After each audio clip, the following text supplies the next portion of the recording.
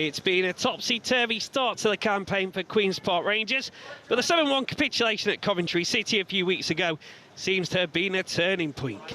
They recorded back-to-back wins since, and today Julian Stefan's teams will try and maintain their unbeaten start here at home.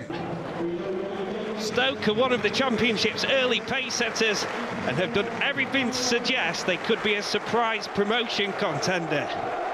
It's Queen's Park Rangers against Stoke City. I'm Joe Rawson and Gareth Evans is alongside me.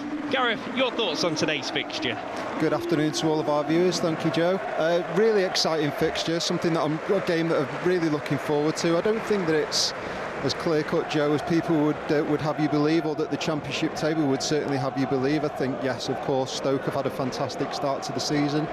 4 wins out of 5, and Mark Robins has got that front four really firing. But since that demolition job by Coventry City in the middle of August of QPR, then Julian Stefan has just started to implement his ideas and principles onto the training ground, and we see that translated now onto the pitch with some points and performances. And I think it'll be a close contest.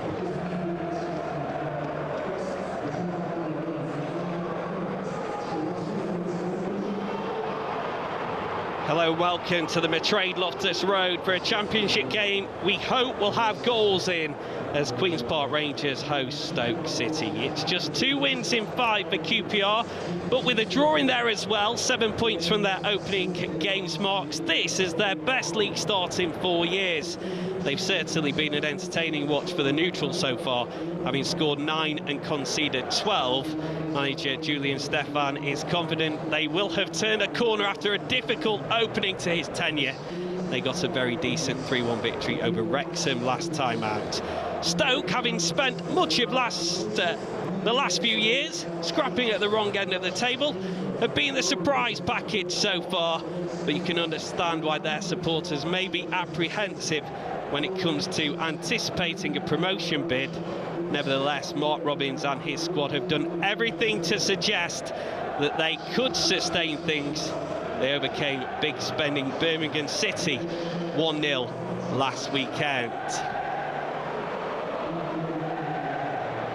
And there is a huge travelling contingent here in London. Mark Robins has asked the Stoke City supporters to be the 12th man. He wants togetherness as they bid to put a push together for a return to the Premier League. It's been a long time after some unstable times at Stoke City. Mark Robins, that man there, seems to be the man who is stabilising things. The referee just about to lead the teams out. Having a word with the 2 captains. Mark Robins has already taken his place on the Stoke City bench. Stoke City look to continue their storming start to the Championship season. Mark Robins' side have potted the points so far with 4 victories from their first 5 matches. Can they become unlikely promotion contenders? The boss isn't ruling it out, but the capital has been anything but a happy hunting ground for them in recent years. They've won just once since 2014. That victory came here at Queen's Park Rangers, who have seemingly turned a corner after a chaotic start to their campaign. Back-to-back wins have silenced some of the doubters of new boss Julian Stefan. In fact, 7 points from their first 5 represents their best start to a season in 4 years.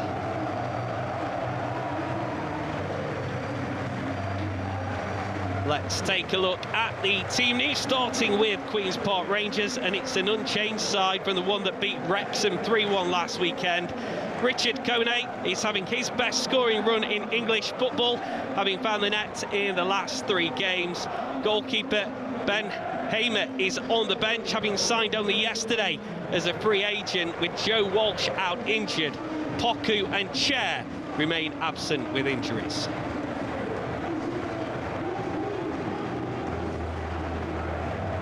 It's also an unchanged side for Stoke City from the one that beat Birmingham City 1-0. Tomasz Rigo impressed on his debut against the Blues. Divine Mubama has found the net in 2 games from his last 5. Sam Gallagher and Stephen Nsonzi are back in training but remain absent from the squad. Gareth Evans is alongside me, and you've been taking a look at a couple of key players. I have. I think that Sorba Thomas on that left-hand side for Stoke City so far this season has been one of the standout performers in the Championship. He looks refreshed and re-energised from his spell at Nantes last season, and he's quite old school, I think you would say, in the modern game, in terms of he's not afraid of standing up his full-back and making his way past him and into the box and making things happen in the shape of assists and goals, and that's so far what he's done this season with 3 assists and 2 goals to his name. And for QPR? Yeah, I mean, Richard Kone looks like a real shrewd acquisition for Julian Stefan and QPR.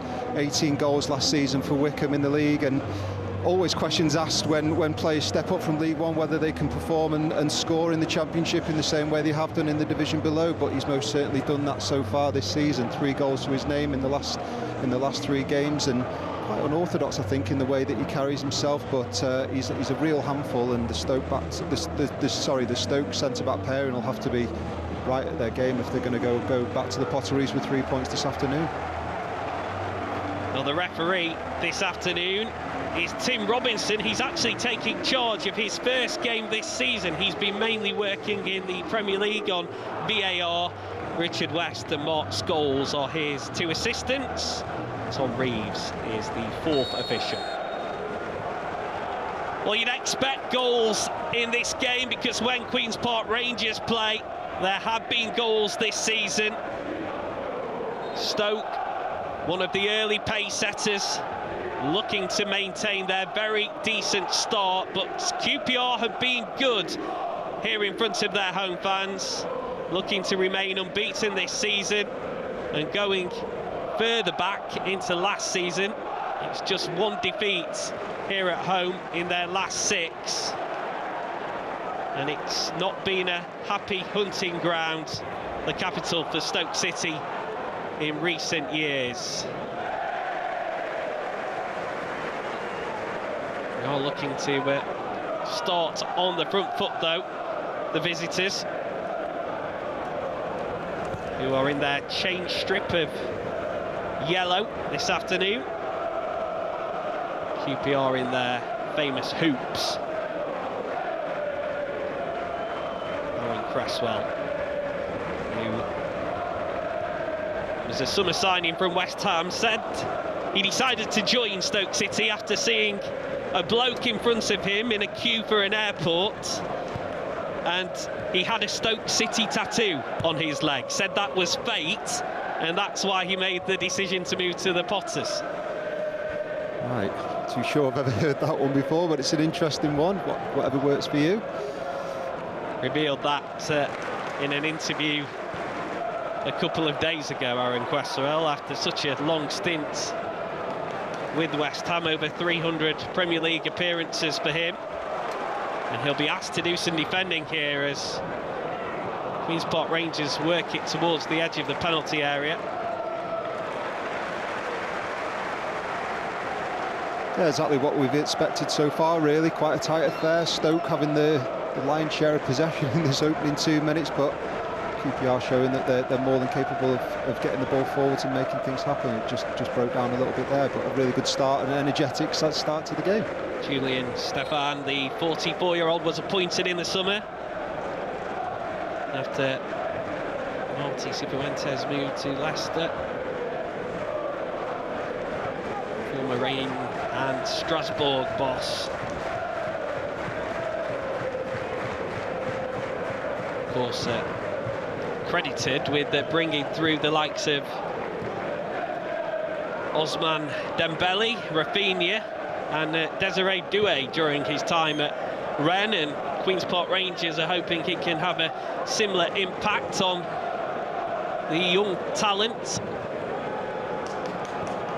here in the capital.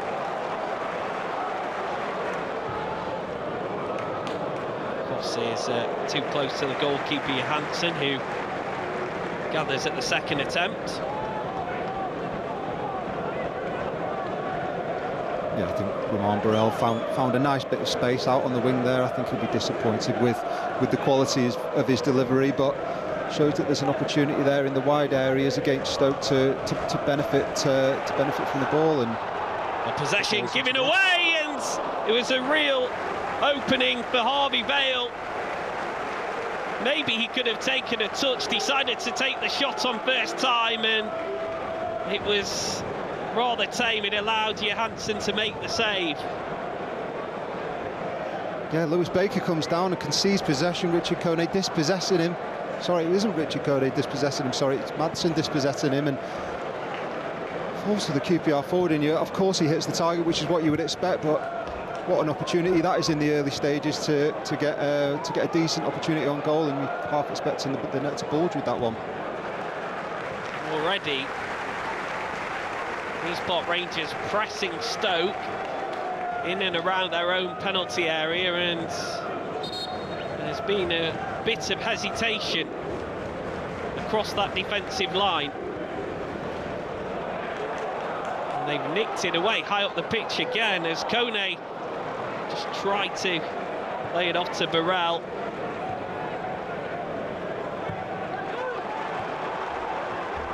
All for playing football, but they're taking risks here, Stoke City, but now they have it in the attacking third. Man whose pass is intercepted but picked up by Pearson. Cresswell.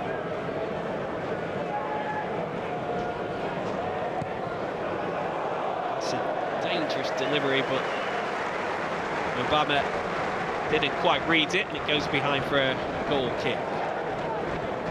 Well, I talked about him before the kick-off, and that's exactly what I'm expecting him to do all afternoon. Sober Thomas, as I mentioned before, he's capable of standing up his full-back, and he shifts the ball out of his feet, stops, and then moves it again, and it's a great ball into the box. And if anything, you have to say that Obama Baker, a man who have to try more to get on the end of that. What a great ball in. Saw a shot of Mark Robbins appointed on New Year's Day at Stoke City, signing a 3.5-year contract. Oh, another effort from the host, this time from range, and Johansson again forced into the save. Sato this time testing the goalkeeper. Manhu wins the throw. It's end-to-end. I was just about to say exactly that. It's an end-to-end game at the moment, isn't it? This one falls to Sato, and yeah, Thomas Rigo forfeits possession to Sato, and it's a decent strike on goal. And as you've just mentioned, each team just it's almost like a game of tennis at the moment, where we just each team happily to concede possession and chances, and you're almost waiting for the game to settle down a little bit after this sort of frantic opening 6 minutes.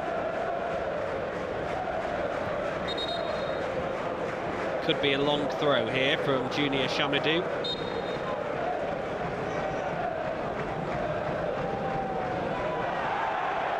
Sent into the box. Easily cleared away. Long throws have been in the sporting news over the last couple of weeks. Are they coming back? Well, they've certainly been a feature across the EFL over the seasons, and can be a useful attacking ploy at times, can't it, Gary? Yeah, I think teams have started to recognise that it's an opportunity to get the ball into the box and potentially an opportunity at goal. Too many times that teams are playing short throw-ins and conceding possession off the back of it, and almost get 3 or 4 of your taller lads up into the box and get an effort on goal just simply through throwing it into the box rather than short. It's over hit from Wilnott.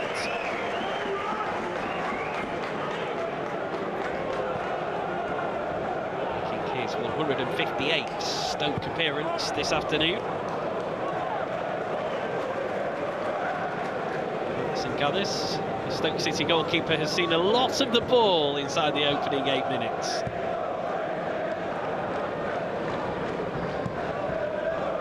As we're sort of expecting a little bit of confidence to come out of Johansson after his fumble against West Brom a couple of weeks ago, and This ball there to Lewis Baker a couple of minutes ago was questionable. Want your confidence from your goalkeeper to radiate out onto your back four, but that's not happening at the moment. Obama is offside. His one was picked out well. He went a little too early.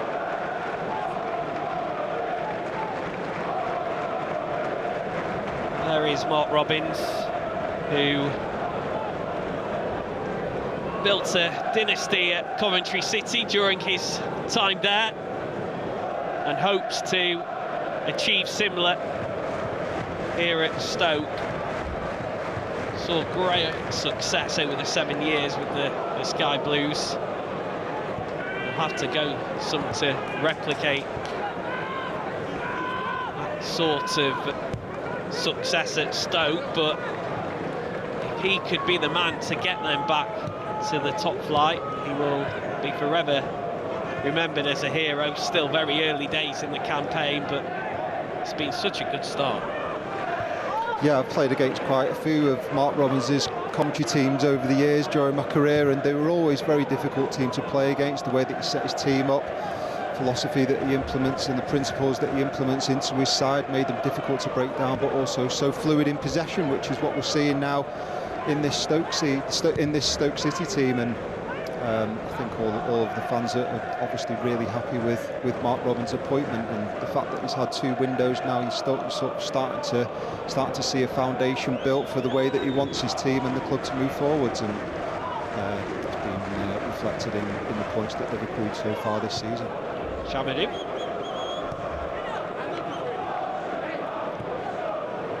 QPR have only lost one of their last 8 home league games against Stoke City. That was a 2-0 defeat in December 2021, and as previously mentioned, that's Stoke's only victory here in the capital since 2014.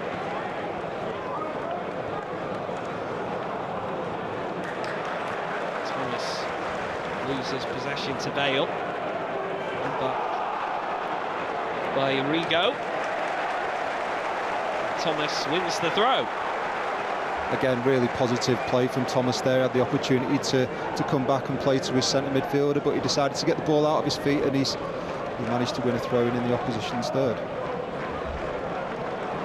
Looks revitalised, doesn't he, this season, Sorba Thomas, since the move from Huddersfield in the summer. Is impressed for not only Stoke City but his country, Wales, as well.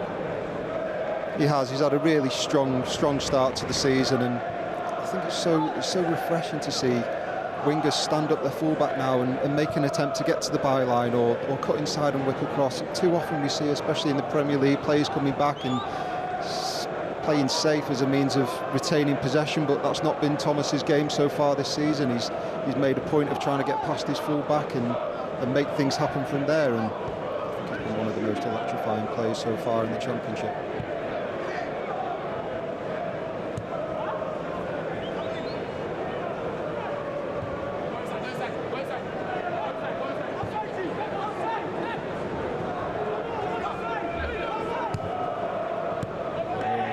Forward, Baker,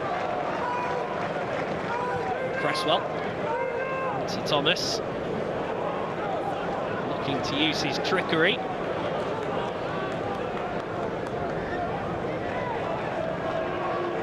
Here we go. And Chamadou. That was a poor pass. Warrington Davis able to read it. His ball forward was just as disappointing. Here we go. Very distinctive with that bleach blonde hair. Slovakian international. Cresswell's cross.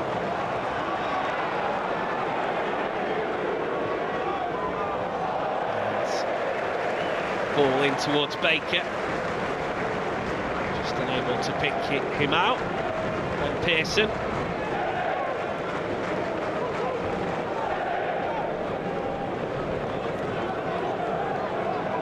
Well, it's completely sold out, the Stoke City end here at the Trade Loftus Road. An early start for those Stoke City supporters for the 12:30 kickoff. Rigo. Led away by Mbenge.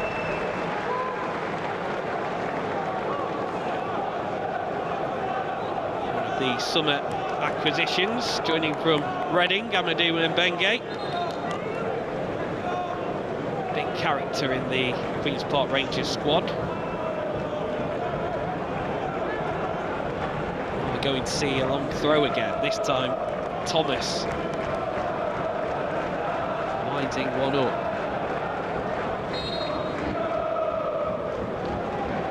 It's a looping one that didn't clear the front man. Still, Cresswell picks it up.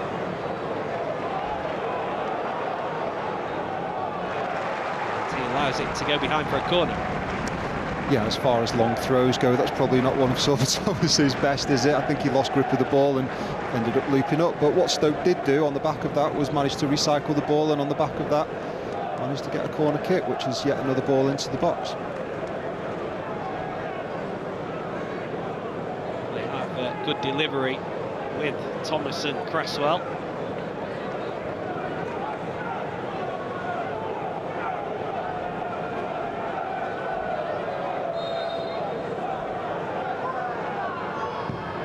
Cresswell tried to pick out Rigo, but it was defended well. It was the last thing I was expecting from that set play, to be honest. It's a great ping from Cresswell across the box, as you would expect from a player of his calibre, but you didn't expect him to try and pick Thomas Rigo out there. I'm not sure that was the option that was available. It looked like they were just going to put the ball under the bar with the way that Stoke had set up their 4 or 5 players in the box, but again, didn't quite happen for Stoke.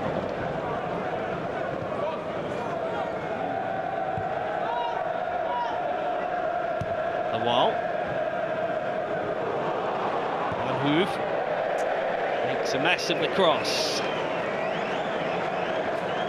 It's disappointing from a player who is often so clinical in the final third. Yeah, Lowell plays a really decent ball into his feet, and he does well to get around Norrington Davis. He gets himself into an area that I would call the red zone, and so many goals are scored from that area. And that's the reason why I call it the red zone, is because it's such a potent area of the pitch, and you would expect a better delivery from Van Hoove than that. And I think his forwards will be disappointed, to say the least, with the quality of that delivery.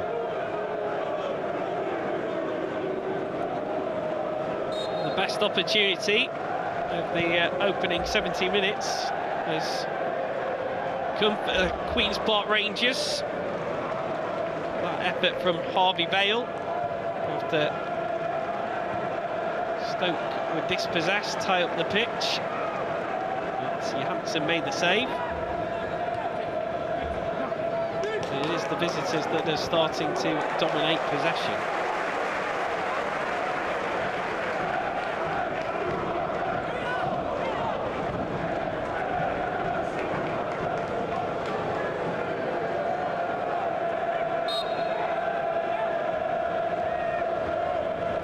Davis with the throw.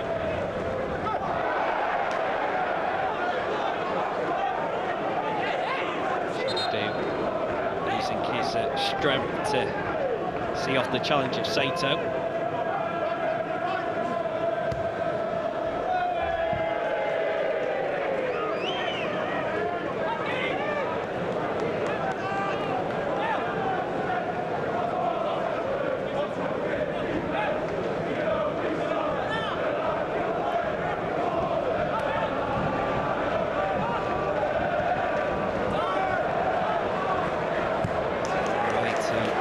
Who gives possession straight back to the opponents. With the challenge on Vale. Just a lapse in concentration there from Van Hoove with his pass out wide. it's quite clear to see from Stoke game plan that they're trying to get the ball wide and isolate the right and left back of QPR and get 2v1s in those areas in the form of overlaps and underlaps, but at times you can force, and I think that happened to have been the case with Manhoef's pass there. Long throw this time from QPR. Dunn sends it in. It's away by Pearson.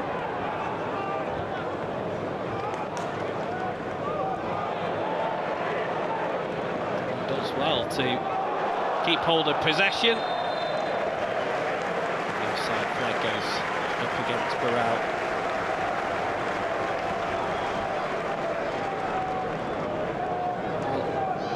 One of the summer signings, Burrell, joining from Burton, scored in the victory against Wrexham last time out. 11 goals last season.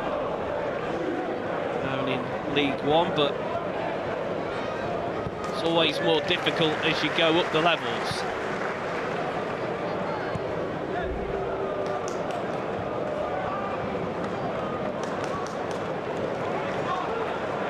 Yeah, I think you can see from there that Stoke have really, especially the last 10 minutes, started to come into the game and in the form of possession. When they're just shooting wide there, but in terms of possession, Stoke are really having the lion's share of it, and I think from QPR and Julian Stefan's team's point of view, they just need to steady the ship a little bit, play the simple passes. They have had opportunities like we've just seen there, but just steady the ship a little bit, play some simple passes and retain the ball. I think too easily they're conceding possession at the moment.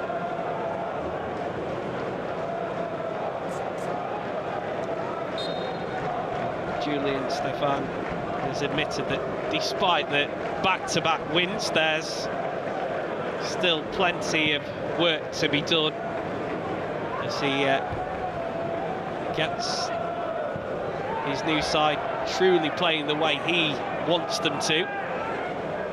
Mubama holding it up well. Thanks, Thomas. To Cresswell. Back at the feet of Wilmot.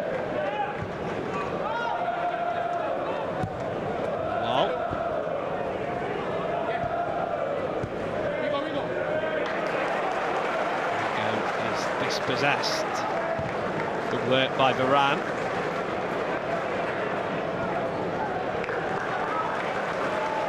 Yeah, really good pressing by Varane there to dispossess Manhoef, and we need to see a little bit more of that. But once they do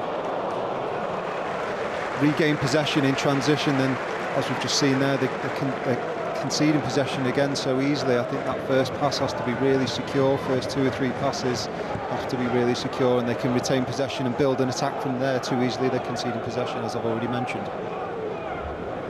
Stoke have picked up 12 points in their first 5 matches. It's their most in their opening 5 league games of a campaign since 1998 to 1999.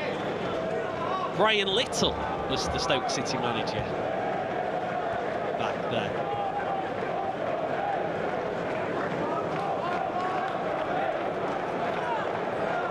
Wilmot.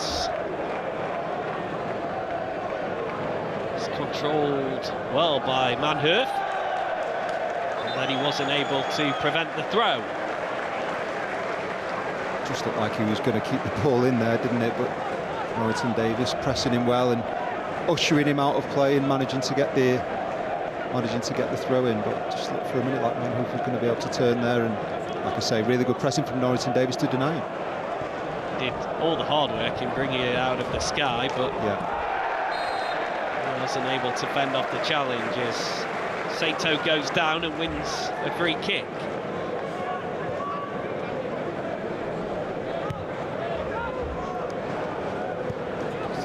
Looks like he's a touch lucky to get that one, doesn't it? Shamadou didn't really look like he made much contact there, and I think Sato's bought the foul there.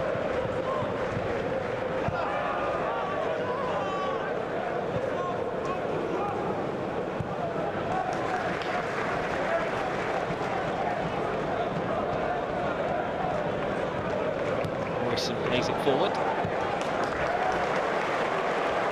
It's a lovely switch ball to pick out Sato.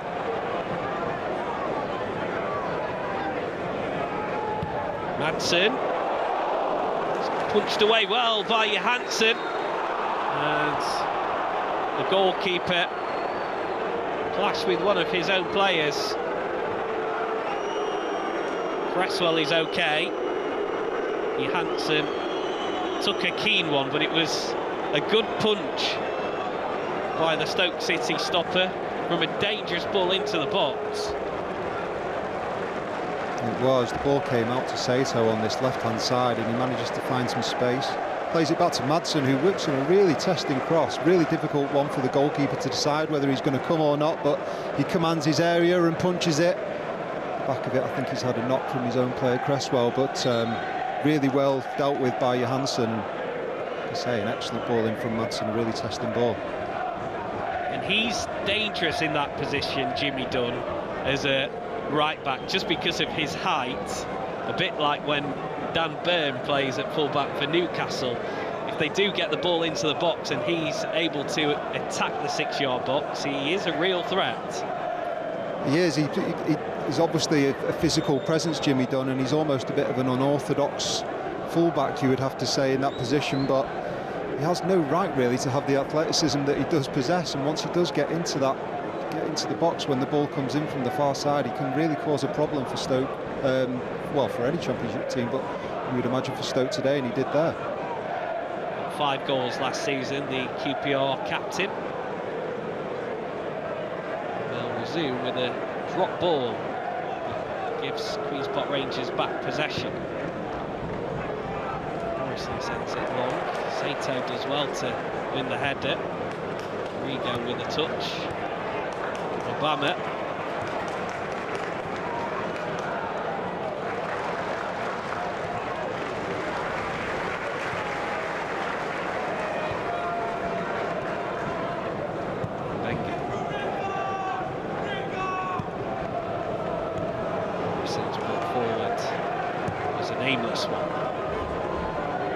Conceding possession too easily, QPR. I know that I keep saying it, but once Morrison picks up the ball there, he needs his right back to drop 5 or 10 yards and make himself available. Jimmy Dunn just pushes up 5 yards and almost plays his way out of the game, and made it a difficult pass for Morrison, which led to them conceding possession once again.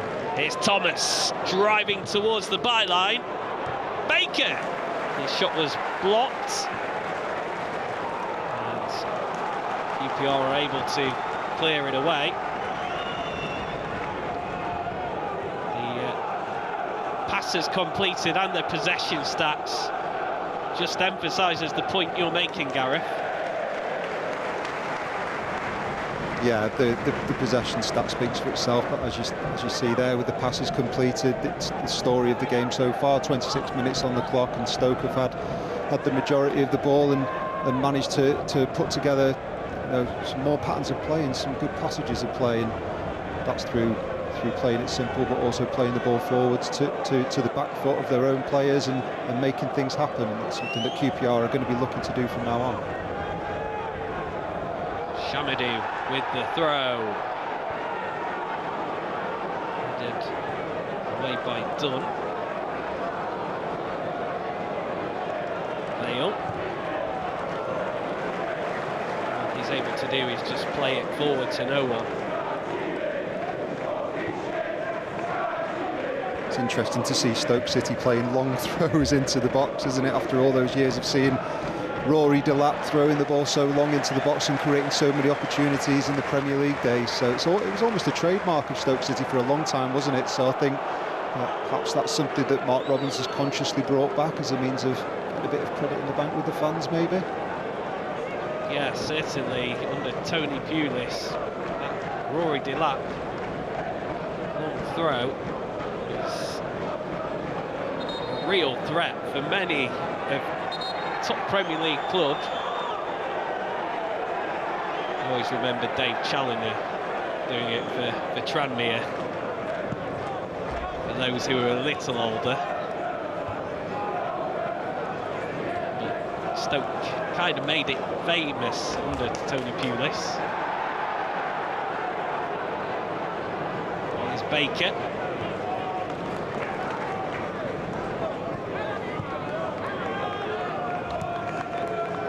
Spent the the first part of last season on loan at Blackburn Rovers, Lewis Baker, but was recalled by Mark Robbins and has been a prominent player for Stoke City ever since.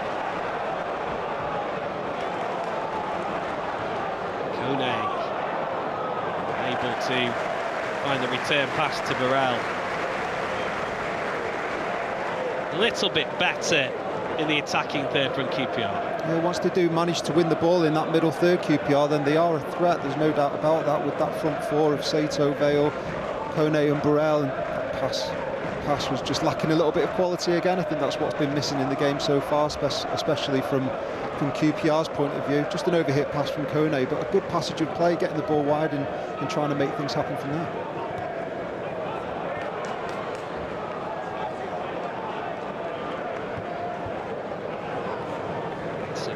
Touch. And they trying to make something happen. Baker under pressure as well to find Pearson with the pass.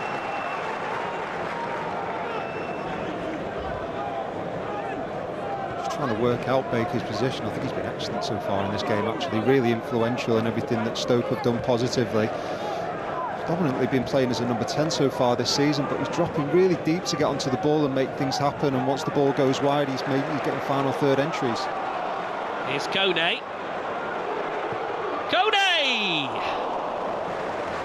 Just wasn't able to get the curl on it to bring it back onto target. In fact, he's adamant it took a touch on its way wide and it should be a corner. Well, he's been pressing really well so far in this game, and he manages to dispossess Pearson. He gets the ball back, cuts inside and fires it towards that far post. He does everything right. That's exactly what Julian Stefan and QPR brought him in to do. Just expected the net to bulge, aren't you, in that at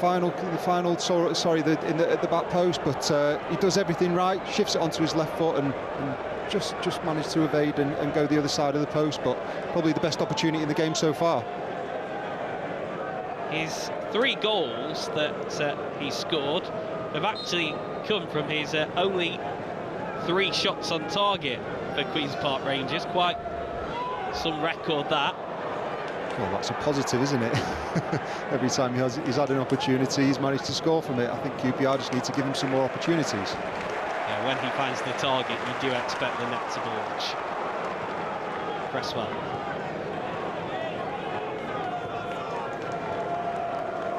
Do carry that threat when they win the ball high up the pitch, Queen's Park Rangers, with Burrell and Vale and Kone and Sato. Yeah, they've got some real pace on the break. In transition, once they do regain possession of the ball, they can really hurt teams, and Stoke City at the moment, of course, find themselves sitting second place in the Championship, but it shows that even the better teams in the division you can get after and dispossess and hurt them.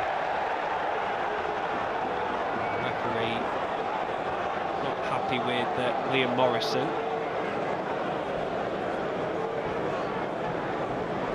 Just a bit of afters after the challenge on Mubama. Yeah, I think it's a foul, but I'm not seeing anything more than that, unless there's a little bit more here at the end. No, I'm not seeing too much really. Oh yeah, he kicks out there, doesn't he? Morton, not too sure why. Morrison didn't stamp on him. On Mubama at all, so I'm not really sure why he's kicked out there. It's just a little bit of frustration, I think. Maybe just his stud caught him, but it was completely accidental. Yeah.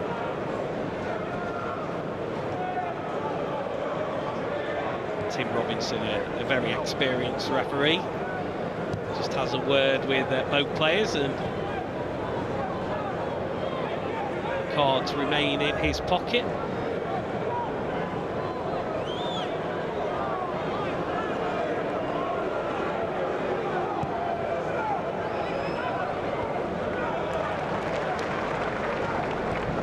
Cresswell, Thomas. Cresswell. And the free kick is actually being given away at QPR, despite Mubama believing it was given his way. Not too sure what the referee's seen there. It looked like it was was supposed to go the other way. It looked like Morrison's pulled Mobama's shirt, and whether he thought that it was the other way around, I'm not sure. But anyway, QPR have managed to get a free kick out of it. He indicated a push backwards, but there was certainly a shirt pull on Mobama.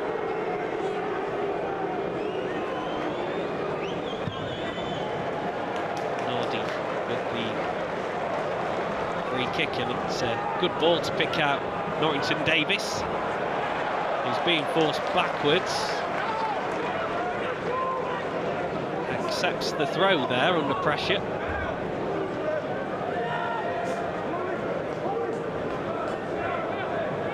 Yeah, they're pressing well, this Stoke City team, very well drilled. See that they're really in good physical shape in the way that they press the ball and get tight to the ball. Norrington Davis forced back there by the Stoke press again. This time the referee spotted a late challenge on Pearson. Ben Wilmot ran straight towards Tim Robinson. And the referee just giving himself a bit of thinking time here. Both captains being called over to speak to him.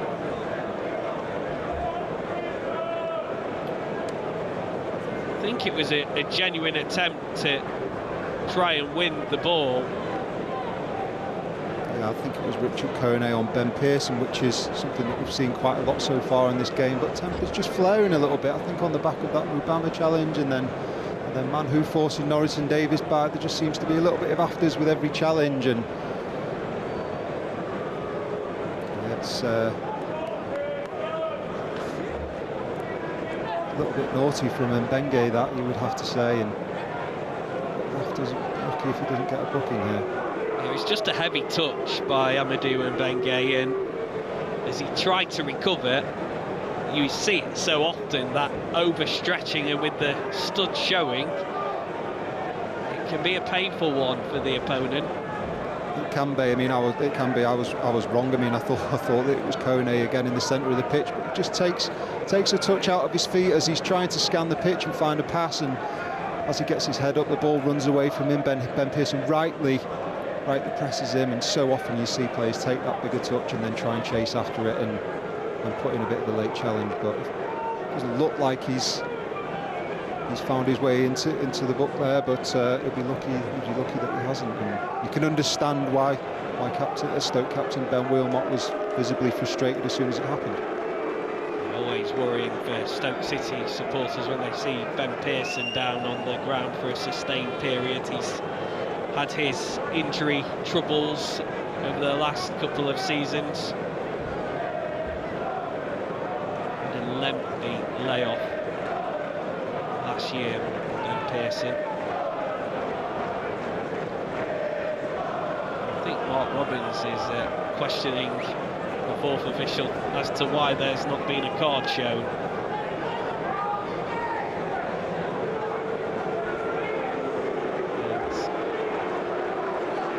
And Mbenge is very fortunate to have gotten away with that. Yes, you were almost expecting a yellow card to be shown straight away when the challenge came in.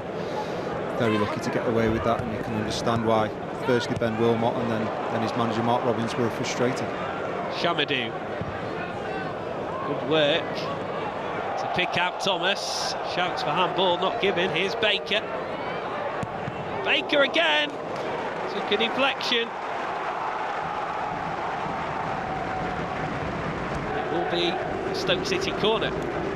Well, I mentioned before that Baker's been at the heart of everything positive for Stoke. Nice 1-2 with Manhoof on the edge of the box there, and QPR do well to get bodies in front of the ball, you have to say, but Lewis Baker probably could have reversed that into the bottom left-hand corner. Very easy to say when you're watching the game, of course, but positive stuff from Baker again, and he's been excellent this half.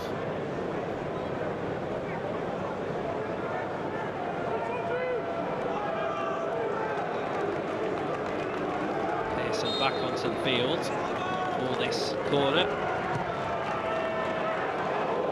It's dealt with well by Nardi, with It's played into the 6-yard box across the face of his goal, and it was awkward for the Queen's Park Rangers goalkeeper, but he just got enough of a touch on it. Yeah, he did well, Nardi. That's what I was expecting from the other side of the pitch when Cresswell had the first corner of the game, and he hit it out to the edge of the box to Thomas Rigo, put the ball under the box. You could see the players here and test the goalkeeper. Thomas spies it across this time. Burrell will try and run it clear. Still Burrell, and Pearson made sure that he wasn't advancing any further into the Stoke City half. A cynical challenge, in the first yellow card is shown to Ben Pearson. Well, that's an example of a little bit of steam coming out of his ears from the challenge 2 minutes ago, where his opposition player didn't get booked. It was Mbenge, wasn't it? But Pearson comes back in, and does he make an honest attempt to play the ball? I'm not so sure. I think that was born out of frustration, and rightly deserves a yellow card. Second yellow card of the season for Ben Pearson.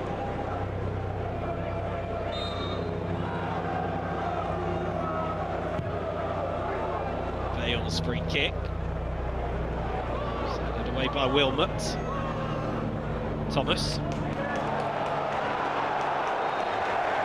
Did the ball go out of play there? I'm not sure it actually did.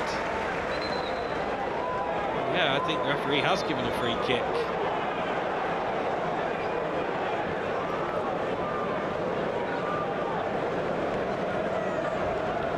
Trying to work out what happened there. Yeah, I don't think the ball did go out, did it?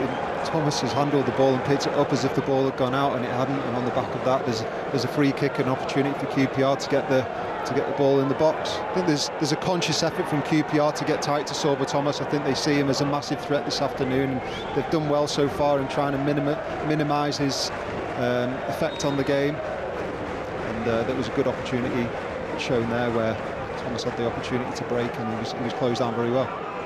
Matson with the free kick. It's beyond everybody. Be a Stoke throw.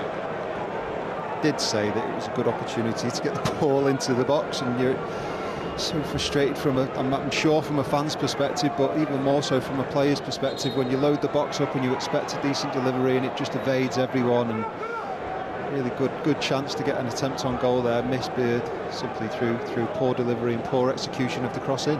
Everybody ran to the front post. Matson picked out, nobody at the back post. Free kick given for a high boot by Rhys Norrington-Davis. Coming up against his former side, Rhys Norrington-Davis did make 20 appearances for Stoke on loan in 2021, and well, that was a high foot. I'm not sure why he's complaining so much. No, it was a high foot, and again, no surprise to see him make his way into the yellow card. It's quite a highly strung contest, I would say. It's quite fiery. Both teams quite adamant on putting a stamp on the game and getting the challenges in, and starting to see players make their way into the book now. And another one there, Norrington-Davis really didn't need to leave his foot so high up. It's become a bit fiery. The only surprise so far is that we've not seen a goal. There's been 26 goals in QPR's 6 games this season. And after 42 minutes here, it's still 0-0. Yeah, for all of Stoke's good play in terms of possession and passes completed, that's not been translated into attempts at goal and attempts on target. And you would have to say actually that QPR, with the chance that Kone had onto his left foot where he's cut inside and just fired it past the post, is probably the best chance of the game. So yeah, I think statistically so far in the season you would have expected goals so far after 42 minutes, but it's been a fiery and enjoyable contest.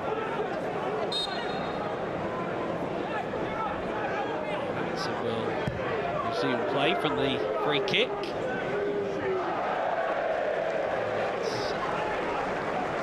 Over the head of Mobama and out for a goal kick.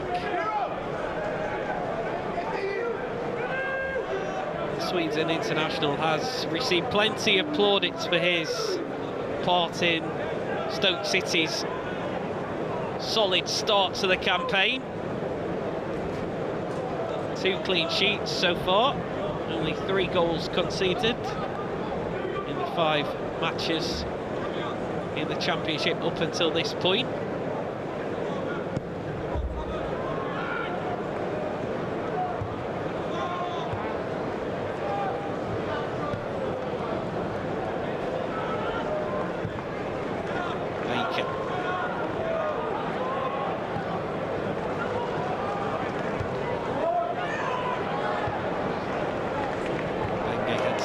Sato flicks it on. He loses out to Wilmot in the challenge. Thomas unable to find the pass to Baker.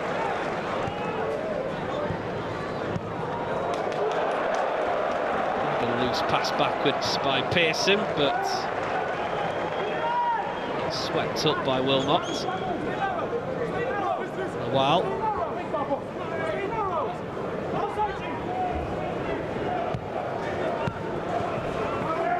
Shamadou.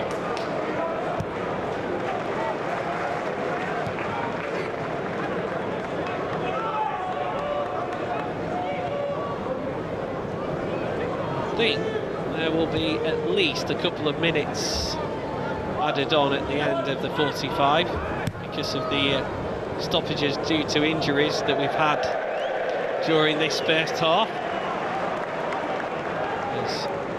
Manhoof is unable to bring it under control. The graphic there shows again the possession that Stoke have had in this opening 45 minutes, but not translated into shots or shots on target from Stoke's perspective. QPR winning those 2 statistics, 4 shots to Stoke's 2, and 2 of them being on target. So yeah, I think a lot is made in today's modern game of possession and retaining the ball and passes completed and stuff, but ultimately the most important statistic is attempts on goal, and ultimately the stat that you see at the top left hand corner of your screen there is the scoreline. It's won by Manhoof, who tries to feed Mubama. The flag stays down. Rigo, still Rigo goes. Mubama again. And they make a bit of a meal of it in the end, Stoke City. What promised to be an opening for Mubama was shut down after the hesitation by the Queen's Park Rangers defenders, who were hoping for an offside flag. And that's cheaply given away to Baker. Shamadou plays the 1-2 with Manhoof. It's well defended by Norwich and Davis. Well, that was a real chance for Divine Mubama. It was a great bit of play actually. I think it's by Manhoof who plays him through, and half expecting the flag to go up as he goes through. See how close it was here, and it's actually not too close. He's timed his run well, Mubama, and the ball just goes too wide as Mubama runs onto it, and he has to check back and find an opening from there. Rigo tries dancing around the QPR players, and the chance comes to nothing. But QPR playing with fire there at the end of this first half a little bit, and really decent opportunity for Stoke there if Manhoof manages to get that final pass right. They recovered well, didn't they, after hoping for the offside flag. They got back and defended the situation. They did, and then shortly after that Varane concedes possession, and then it's another opportunity for Stoke to try and get an attempt on goal. Really playing with fire at the end of this first half, QPR. Possession given away to QPR this time. Bale able to get the pass out wide.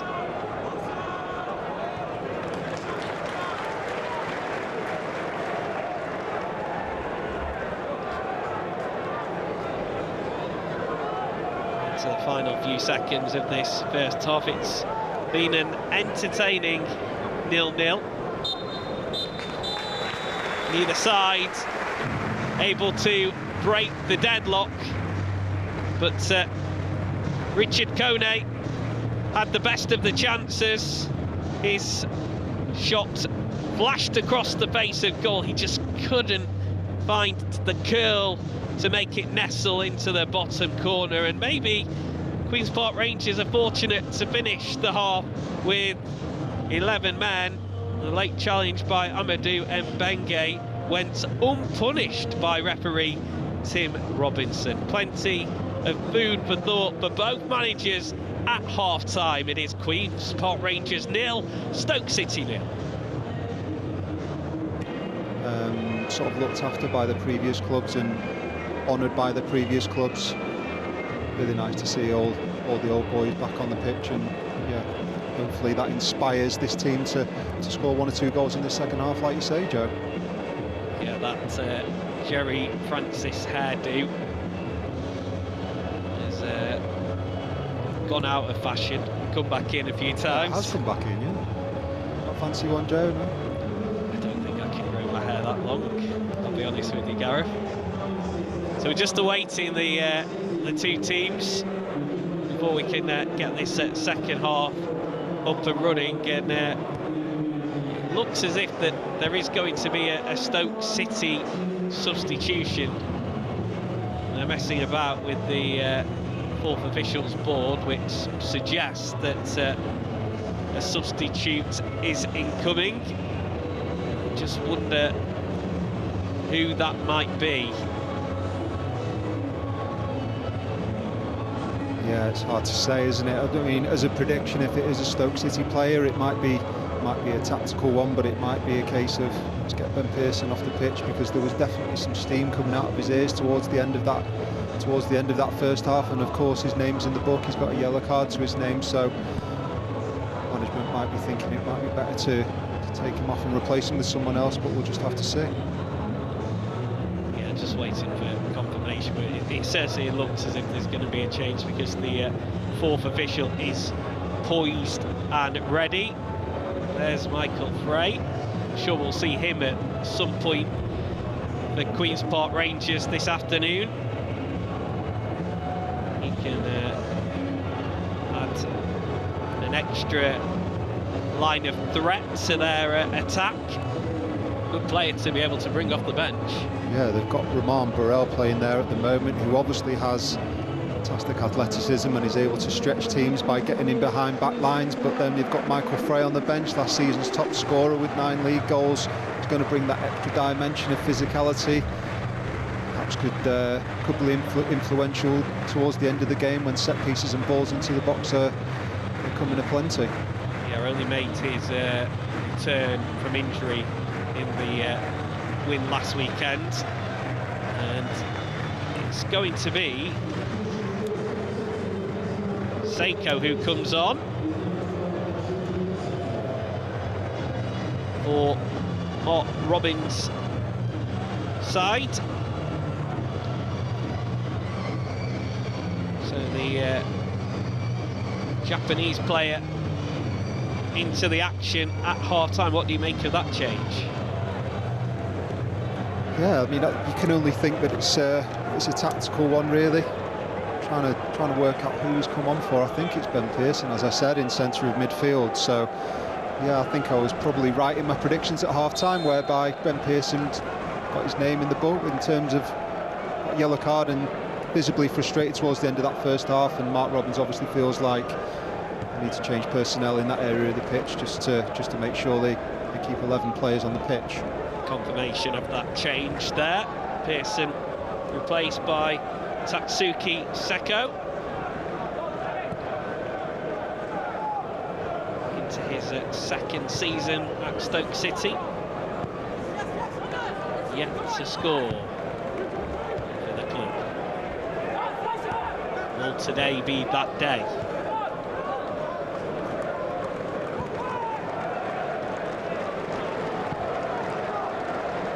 Hardy sends it forward. Sato was fouled by Shamadou.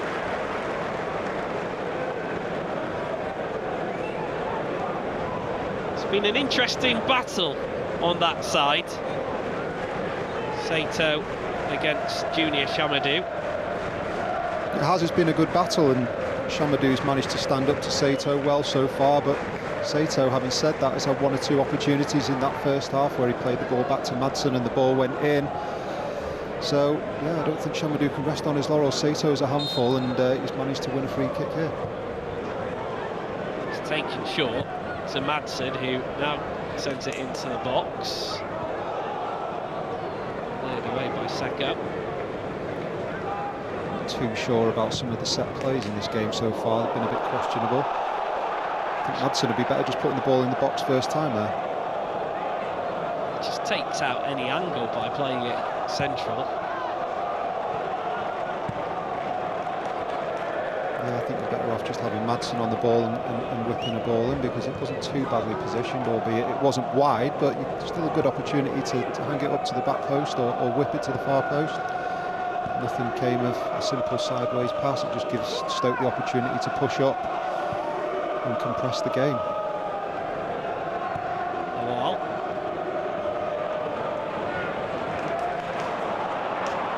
somehow managed to keep hold of possession, Van Herfen tried his luck with a shot that was blocked by Varane, and he's got it back.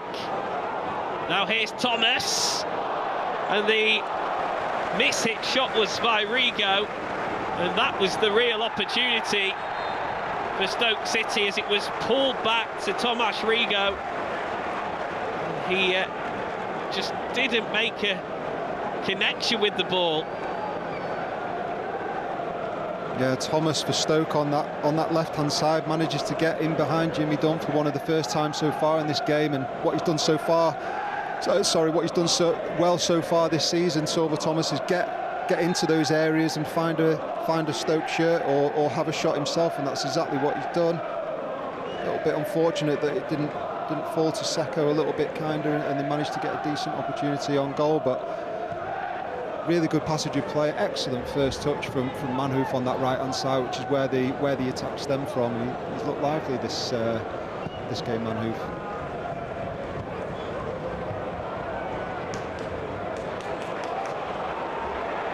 Sato with a good header, and he'll get the return pass. Sato! It's blocked. Noel was in a good position in the penalty area to make the block, and now Sorba Thomas can drive forward. Here's Rigo.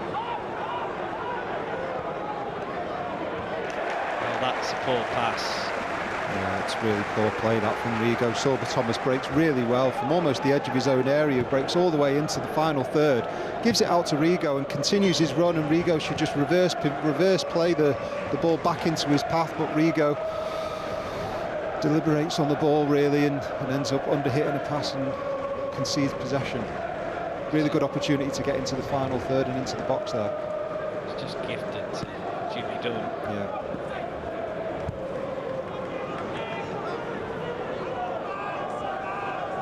Wilmot.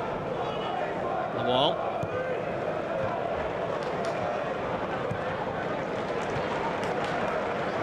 Switch of play by Mbama to pick out Thomas. It's defended well. Dunn sticking to his man, but conceding the corner. He's definitely an outlet down this left-hand side for Stoke City, Sorba Thomas, as he has been all season. Cresswell actually makes a really good underlapping run and perhaps could have been played in by Thomas, but Thomas decides to go on his own, and okay, he manages to get a corner out of it, but looking back at it, possibly made the wrong decision there. He could have played Cresswell in.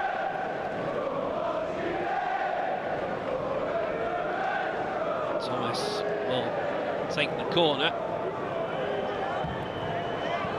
It's a low one this time that Baker flicks on, and it clips the top of the bar on its way over. I mean, it's another really disappointing set play, Joe, you would have to say. A really under-hit corner ball from Thomas in, and I'm so frustrated with that ball in, but what does happen is that Lewis Baker manages to connect with it. It's a bit of an awkward one for Paul Nardi, but of course it hits the top of the bar and goes over. But yeah, another disappointing set play.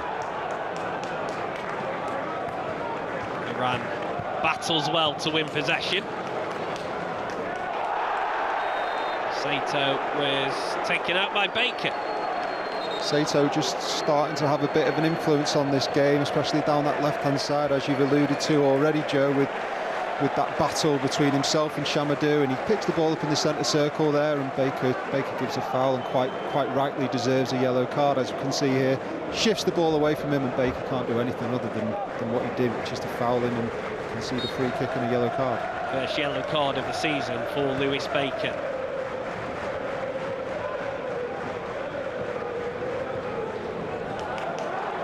Plays it forward. Sato, saved by Johansson, but he spilled it. And on the rebound, it was Vale running in, but he wasn't able to bring it under control and gets another shot away. Excellent timing for myself there, saying what an influence Sato's having on in this game. He picks up a glorious pocket in between the lines against Stoke City, on the other side of Stoke City's midfield, unleashes a ferocious shot. He did a similar one in the first half, but that one's got even more venom on it, and ball hits Harvey Vale's chest, and you're almost expecting him to try and head it perhaps and get an attempt on goal that way, but just evades the post and saves Stoke City's blushes. It's a couple of chances that Harvey Vale has had in this game, and maybe he should have done better with both. Here's Thomas, twisting and turning and looking to get the better of Dunn. He gets a good cross in, and it's headed over by Manhoof. What a chance for Stoke City to break the deadlock. It was a beautiful ball in, and Manhoof made a good run at the back post, and House, he managed to head this over. Surely it was easier to head it on target. It's a fantastic ball in from Thomas, exactly what he's done all this season. Great ball in, whips it to the far post, and Norrington Davis, you have to say, for QPR, the left back switches off. Manhoof gets in behind him, and point blank header, you have to say, at least hit the target. And to be honest, he's that close that if he does hit the target, you're going to see the net bulge. It's going to be a goal. I think even Manhoof, looking at his expression, can't believe that he's managed to miss that one.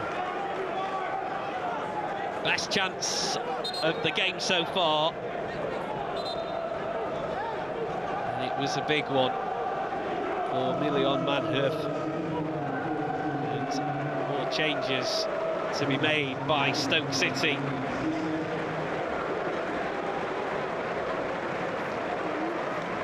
And that will be the last action of the game for Million Manhoof. Not a nice way to leave the field. He is replaced by Cisse.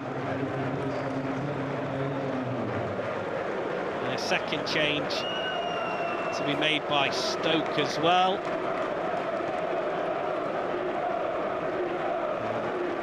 It's Tomas Rigo, who is replaced by Bae Jun-ho, the South Korean international.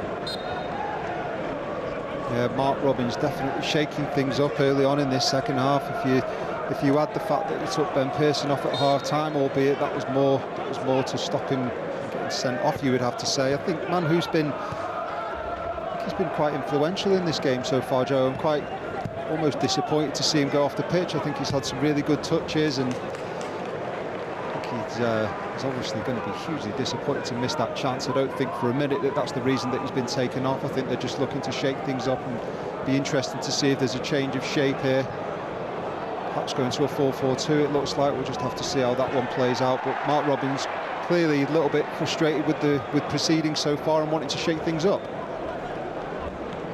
Yeah, I believe that Mark Robins can be a feisty manager at times, but I'm sure he's not that harsh to have seen that miss from Manhoof and then decided to take him off straight away. I'm sure that was premeditated, that change before the miss with a great opening.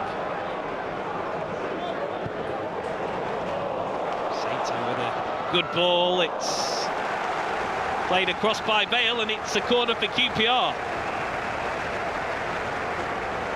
Really simple stuff from Sato. Sometimes when you do the simple stuff well, it looks as good as anything. He takes a really nice touch, finds a nice pocket, plays it out to Vale, who manages to win a corner for his side. It's Vale that will take the corner. Before it's allowed to be taken, the referee just wants to have a word with Ben Wilmot.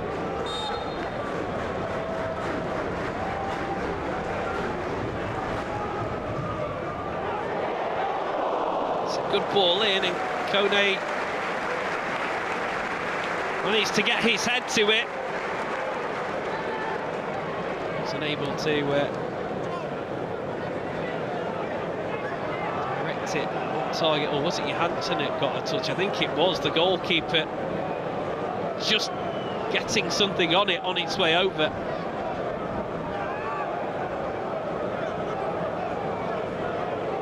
Yeah, it's a great ball in, asking massive questions of Johansson, who managed to stand up to the task reasonably well. Kone would be disappointed not to get his header down on target there. Just did enough, didn't he, to put Kone off.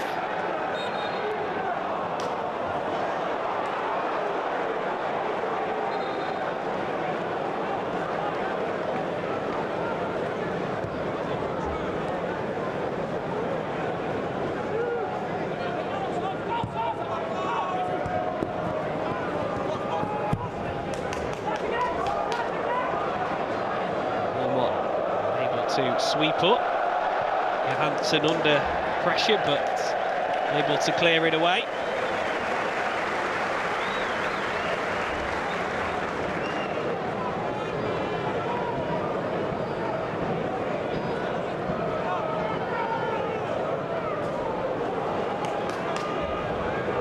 Under pressure.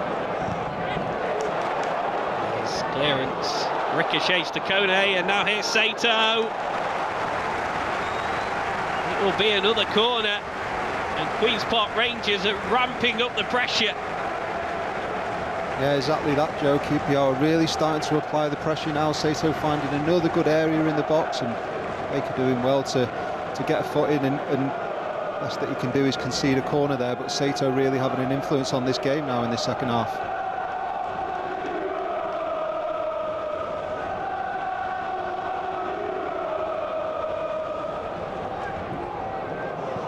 Support corner. Here's Vale, able to bring the ball down. Morel's cross is blocked. Kone tees it off for Madsen. Able to find the target. A lot of opportunities in quick succession here happening for QPR. Like you say, the cross was blocked from Burrell, and the last thing that the Stoke City defenders want to do in that situation is allow the ball to bounce, because QPR have got Kone, such a physical presence up there for them, who manages to come in, get his body in the way and set the ball off. And okay, the shot should have been on target there, but the last thing you want to do from Stoke's point of view is to allow the ball to bounce when you've got someone like Kone playing for the opposition. Well, Varane taken off, and Isaac Hayden comes on to replace him. The summer signing from Newcastle United, though it's been a while since he's actually played for Newcastle, Isaac Hayden.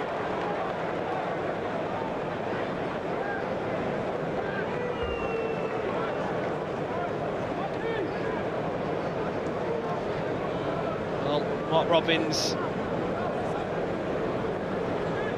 sure, will be a little bit concerned with the spell that Queen's Park Rangers are having in the game. Yeah, especially this last 5 or 10 minutes. 3 or 4 chances for QPR in quick succession, and just looking for, I'm sure that Mark Robbins, I should say, is looking for Stoke to settle down a little bit more and get some basic passes together, start stringing together some passes and a move and start building their attacks like they have been for probably 50-55 minutes in this game. They're just taking the foot off the gas a little bit, which has given an onus onto QPR. Saka was fouled. Hayden's first action in the game is to give away a free kick.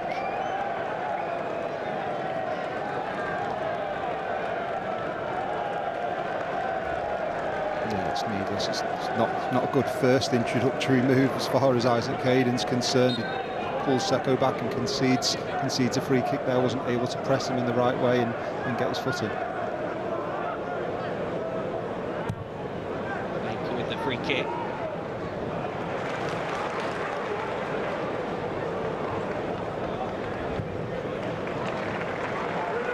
Session recycled and given back to Baker. Cresswell, Thomas, dispossessed.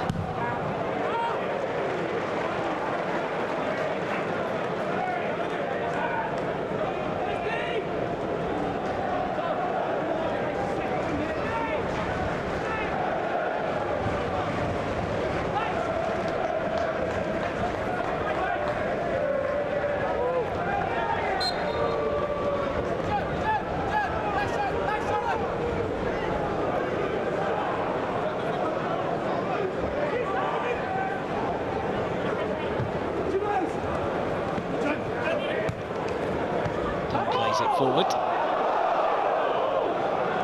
Hill wins the throw.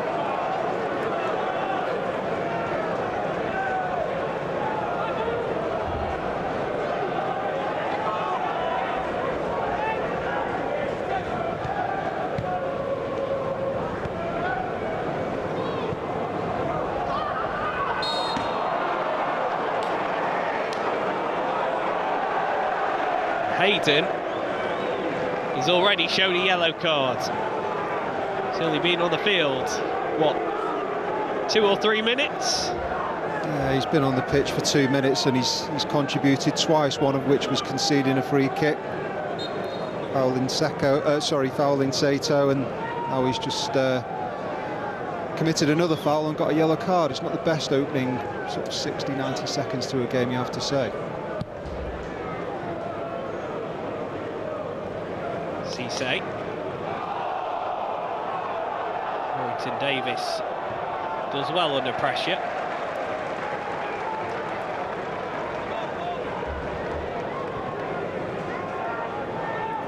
Well, they haven't kept a clean sheet this season, Queen's Park Rangers. I'm sure that will be at the forefront of his mind.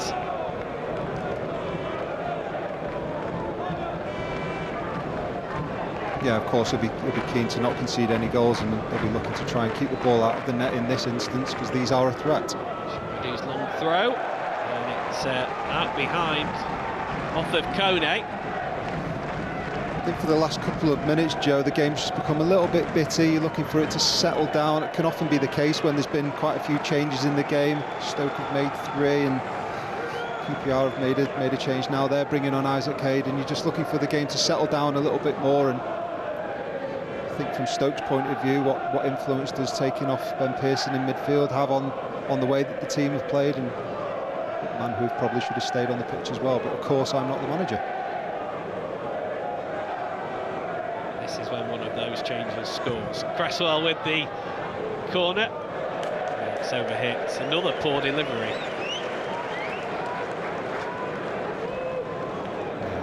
So frustrating, especially from the manager's point of view. The last thing that Mark Robbins wants when they get into those promising positions is for the ball to evade everyone, but it's happened too many times in this game.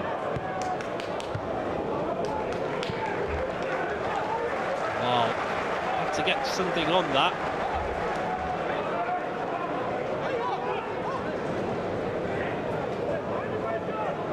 Missed most of last season. Bosun Lawal with a back injury, but he's played in all of the games so far in this campaign. Rowe, Sato, Warrington Davis, Madsen, Saito trying to spark something for QPR. Koki Saito. Here's a chance for Bale! Johansson able to palm it away. Cisse lays it back and it's cleared forward, and Mubama wins the free kick. And a yellow card shown to Madsen.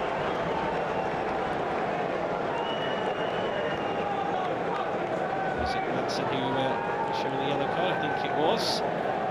Simple decision for the referee. He's just pulled his shirt. No, it wasn't actually. Was it Mbenge? Yeah, I think it was Madsen who was last in possession.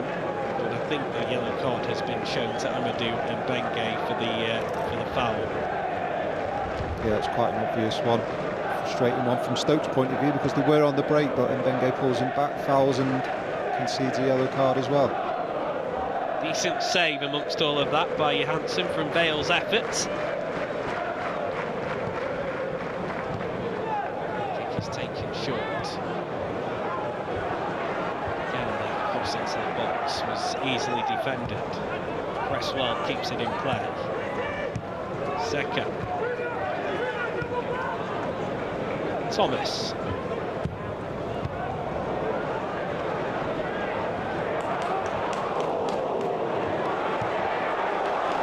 Mbenge launches it long.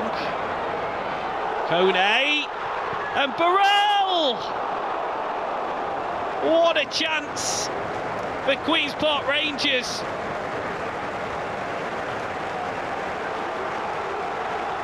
Burrell picked up by Kone, and it looked as if this would be the move to break the deadlock, but it's an excellent bit of goalkeeping by Victor Johansson, who made himself big, and it's a super stop. Corners headed away and it's dragged wide of the target by Norrington Davis. What an opportunity for Romain Burrell. The ball comes forward, Kone's breaking down on it, and he does so well with his pass to Burrell. I can't tell you how difficult that is when the ball's bouncing around, the surface is a little bit skiddy, and the weight of pass is just absolutely perfect for Burrell. And Burrell can't ask for any more, just needs to lift the ball a little bit over the keeper perhaps, or put more on it and whip it into that corner. It's such a good opportunity for Burrell and for QPR, and I have to say in the second half they've been the better team, Joe. It has been a feature of Stoke City's game so far this season, though. Big saves made at key times by Victor Johansson, and again that was another one there. Play just stopped because of a head injury.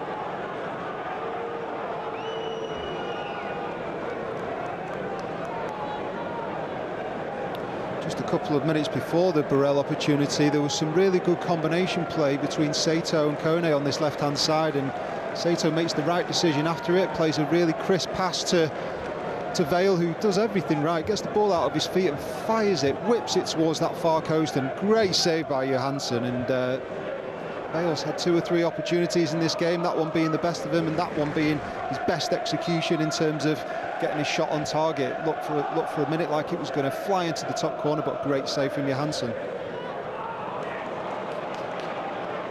Well, with a strong challenge, but Kone picks it up. Here's Burrell. Johansson this time slides out, and he was just caught by Burrell, and Ben Wilmot, he's not happy. I think the ball was there to be challenged for. Yeah, it just broke free a little bit, didn't it, as it's going towards Johansson, and Ben Wilmot clearly feels that Burrell's left a foot in there. We'll have to see on the replay, but Ben Wilmot clearly infuriated by the fact that his keeper's been hurt in the aftermath of this, and looks for everything like Burrell's possibly left his foot in that one. Yeah, it's going to be a yellow card with the look of it, so it is.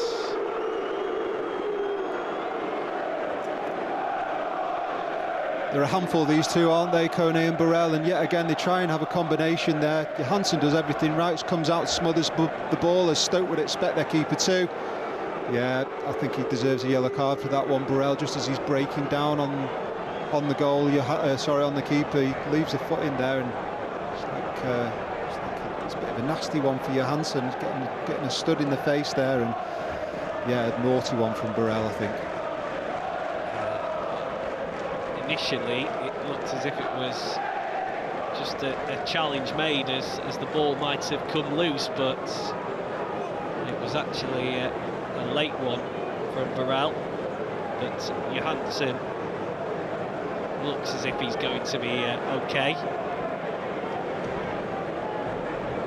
Yeah, Kone's overhit the pass there a little bit, you would say, but I mean, as an ex-player and having played the game myself, I think that Burrell's frustrated there. I think he's frustrated with the chance that he's just missed there, and the way that the game's gone for him so far. But he's had a poor performance by any stretch, but I think he thinks he deserves to have his name on the score sheet, and it hasn't quite happened. And yeah, that's definitely one that's again born out of frustration, where he's left his foot in because of the earlier chance a couple of minutes ago, I think.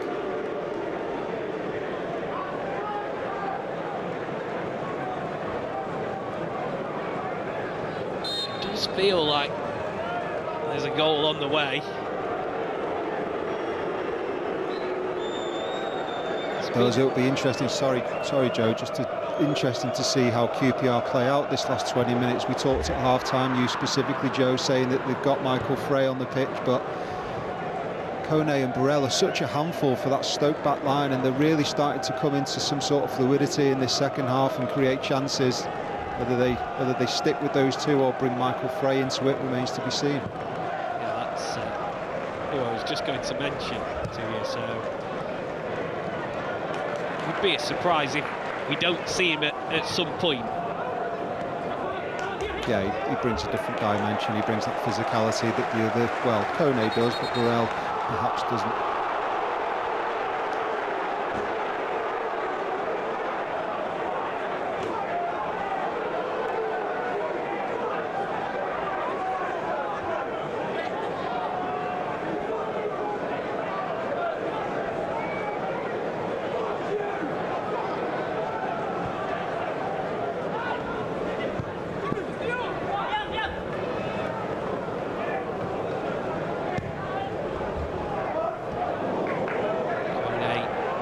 Making the run. Heads it clear. Sato. Oh, that's it! Brilliant finish! And Vale has broken the deadlock for Queen's Park Rangers. His first QPR goal. And it's a super finish from Harvey Vale.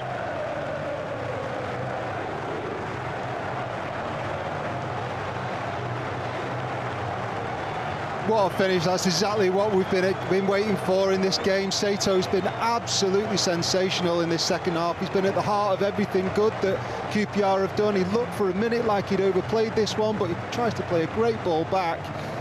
Falls to Vale. Disappointed. I think it's Baker that it comes off, and it falls to Vale's left foot, and he's had an opportunity 5 or 6 minutes before that Johansson saved very well, but this one leaves Johansson absolutely no chance. Falls nicely to Vale, who just directs it beautifully into that top left-hand corner. Fantastic finish, and you have to say that QPR well worthy of their 1-0 lead at this time. He's had a couple of big chances in the game, Harvey Vale.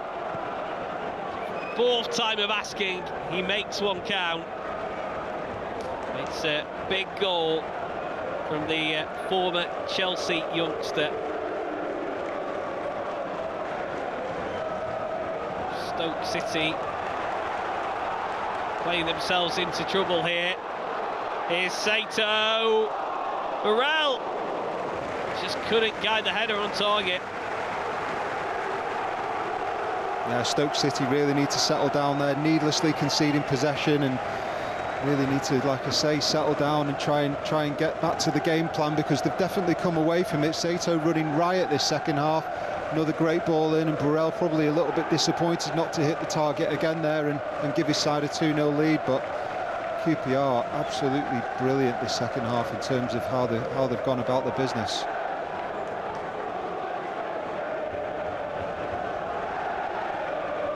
Haven't managed to come from behind and secure points this season. Stoke City, they haven't had to. Only the defeat against West Bromwich Albion, the blotch on their record.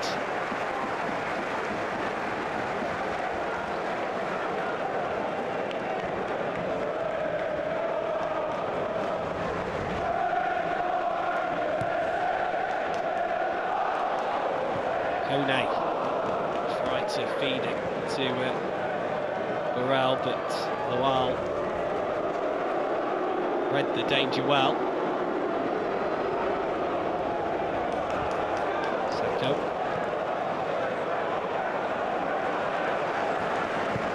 Baker. Bae Jun-ho.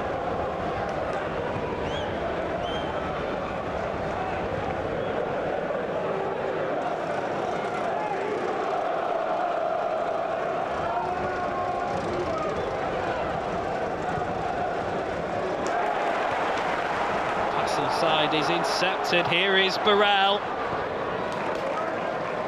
To Kone.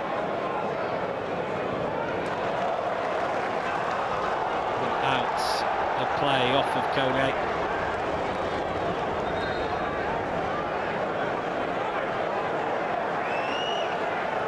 Sato so influential, as I say, in the second half. Does so well getting to the byline for the goal, and the only thing that Lewis Baker, in fairness to him, can do is try and get a toe on it and stop it going to Isaac Hayden there for the pullback. And the byproduct of that is that it went straight perfectly into the path of Harvey Vale, and take nothing away from the finish there. The way he's directed that into the top left-hand corner, absolutely excellent. And you wouldn't think for a minute that that's his first goal for QPR.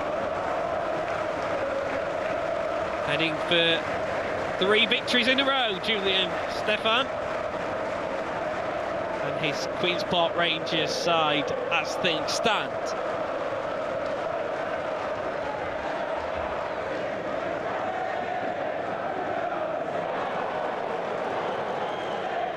Hayden. Sato. Martin Davis battling with Shamradou. Benge does well.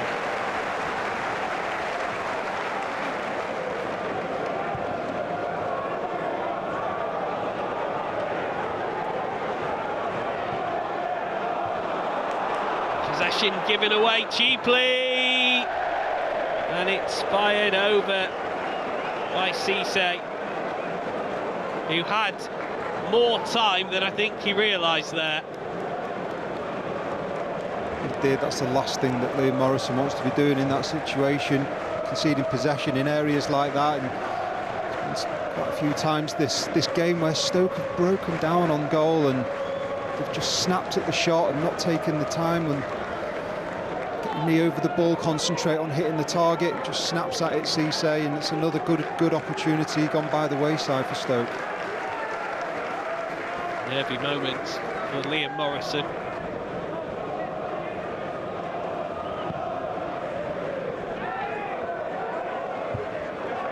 Penned a new contract at Queen's Park Rangers at the start of the month.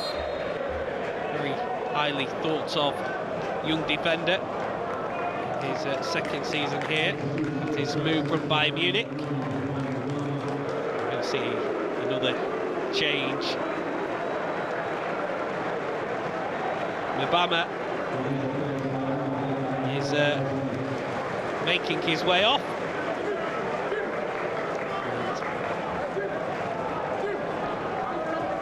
Robert Bozanic, who is coming on to replace him.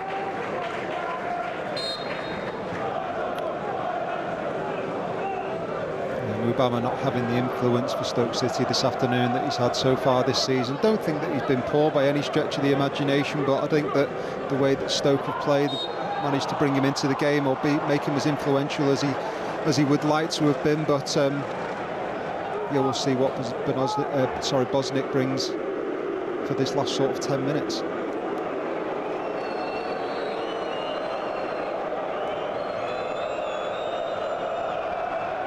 He's only 20 years of age, Mubama, on loan from Manchester City. He's had a tough battle this afternoon against a defence that does like to get involved in the physicality, the physical side of football, and he's not really had much of an impact on the game, has he? Well, I think that's the other side of it, but you could say I think that Stoke haven't managed to bring him in and make him as influential in the game as they would like to have done. But one of the reasons for that is the performances of Morrison and Mbenge at the heart of QPR's defence have been so solid and impressive that they've managed to keep him quiet.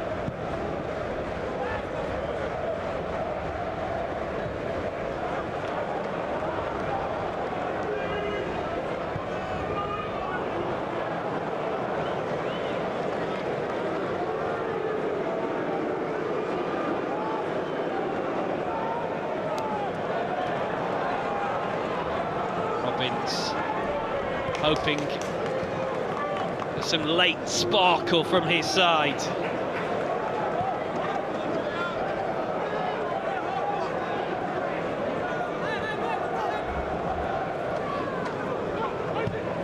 Wilmot. Now Cresswell.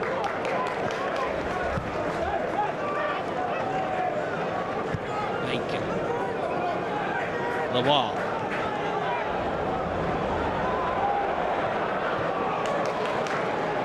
Was cut out, but it falls to Baker. Here's Cresswell. Baker. Back to Cresswell. Baker again. Seko. Cresswell's cross. Acrobatically cleared away.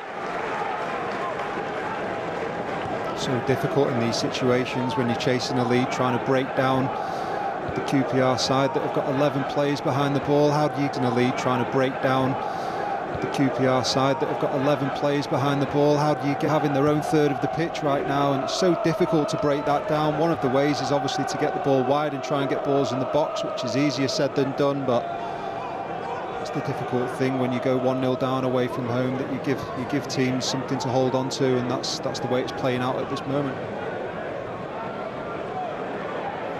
Be a bit of magic here as it's worked into Bae Jun-ho, and the final ball not what was required from a Stoke City point of view. Bit of a change tactically we can see with Sorba Thomas coming out to this right hand side, and he links up well in the centre of the pitch, but the ball in has to be better than that if they're gonna find an equaliser, and very unlike Sorba Thomas of this season. Maybe he is the key to Stoke City getting an equaliser.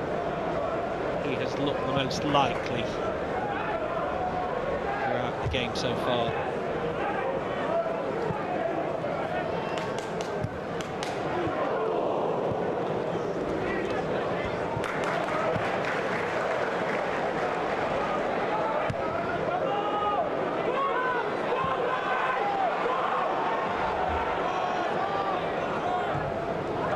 Under pressure,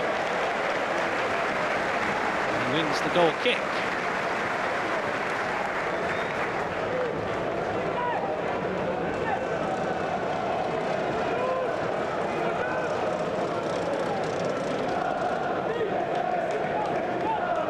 Done such a good job, Julian Stefan, ever since that demolition job in August by Coventry City. Obviously losing 7-1, that was well documented. You would think on the back of that there'd be a huge loss of confidence throughout the camp.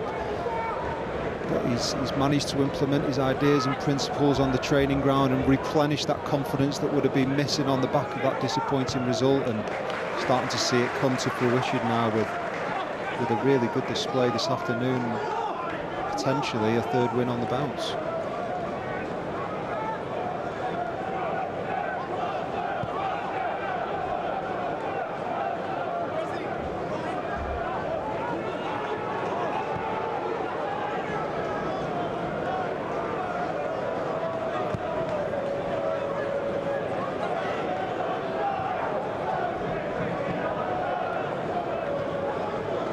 The story of QPR's game so far this afternoon: 13 shots to Stoke's 5.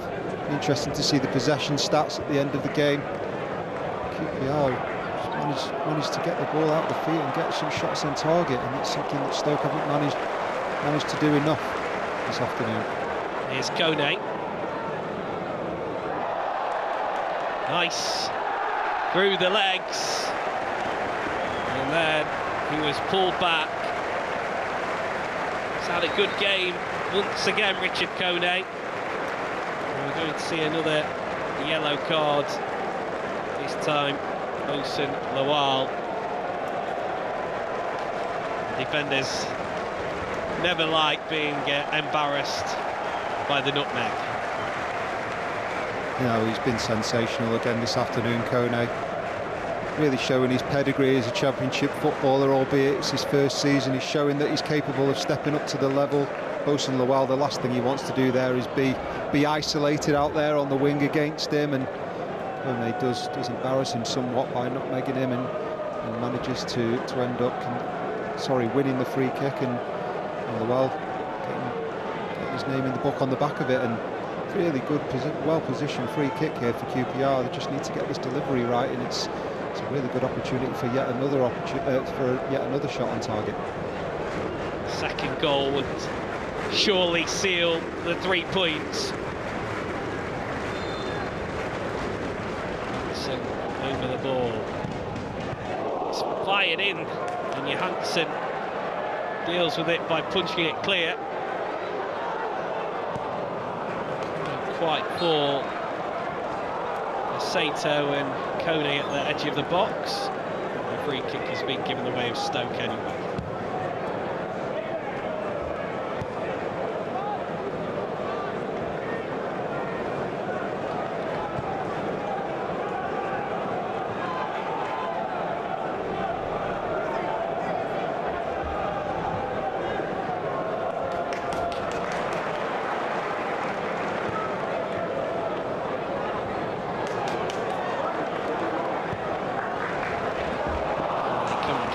This time the goal scorer Vale unable to be picked out.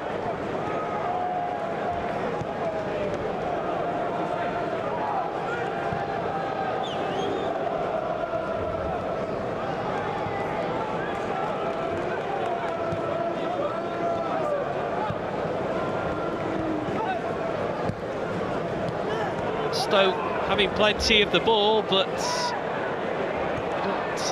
done an awful lot with it. Cisse does well though. Here is Cresswell.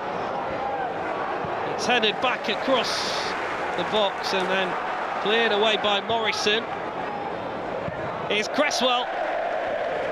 Awkward one. Coming out to the sky, taking it on the volley.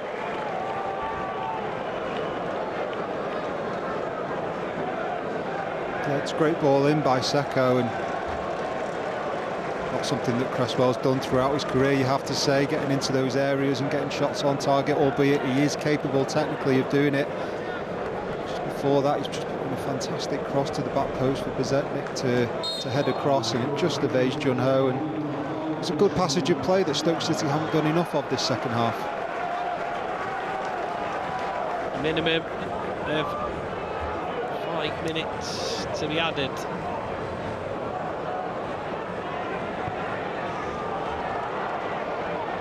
Thomas. It's not a bad ball in, and the goalkeeper's come and made a mess of it, and Cresswell hits it goalwards, and somehow it's kept out by QPR. Nardi came out and got nowhere near the cross. And Aaron Cresswell found the target, but it was cleared off the line. Here's Cisse. It's going to be a Stoke City corner. Yeah, another good ball in by Thomas, and he asked question of Nardi, who comes out and makes a little bit of a mess of it. Just said that Cresswell doesn't tend to find himself in those situations hitting the target, but I think he might have heard me, because that was an excellent hit. Just gets his knee over the ball and side volleys it towards that corner, and he's unlucky not to see it go in. Brilliant defending by Liam Morrison, who read the situation well. Corner again. It's a really dreadful delivery from a set piece from Stoke City, and this time it's Thomas.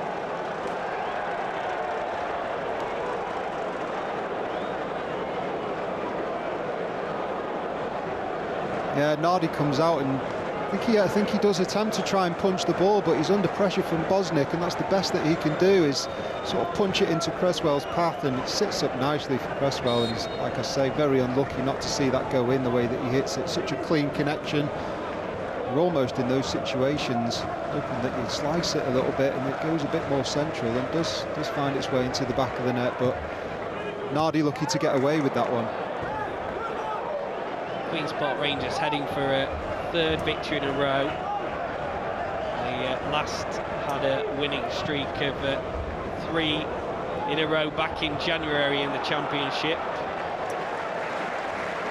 But there was an FA Cup defeat in the middle of that. The last time they actually went 3 consecutive games with victories was all the way back in September 2022.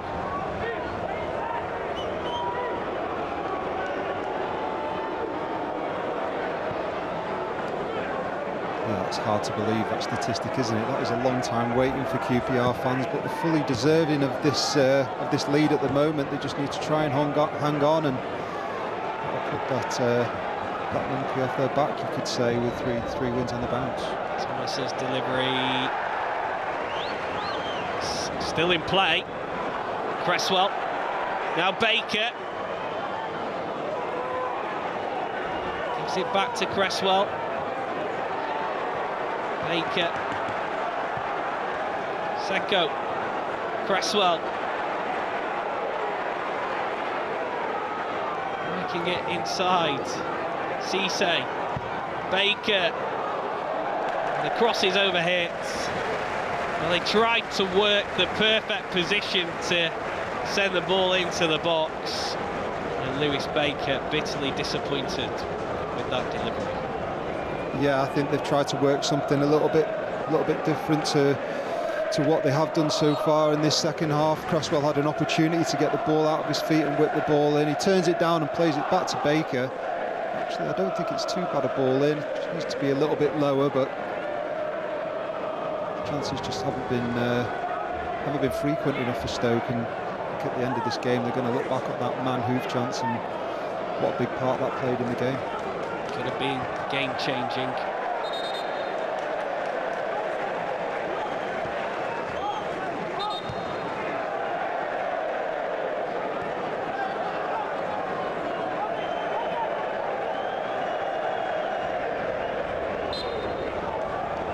Some balls on the pitch, so the referee wasn't happy.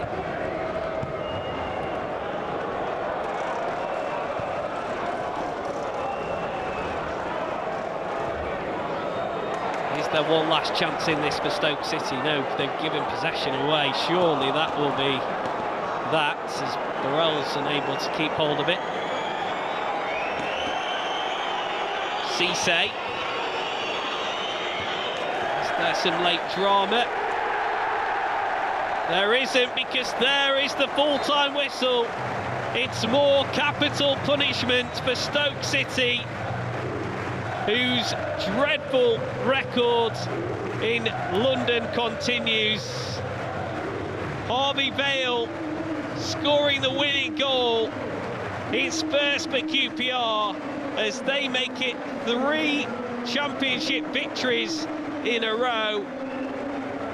Stoke City thought they got an equaliser, but Liam Morrison cleared off the line as Aaron Cresswell fired in towards the bottom corner. But a day of celebration for those home supporters, because their team have 3 successive wins. Full time here, Queen's Park Rangers 1, Stoke City 0.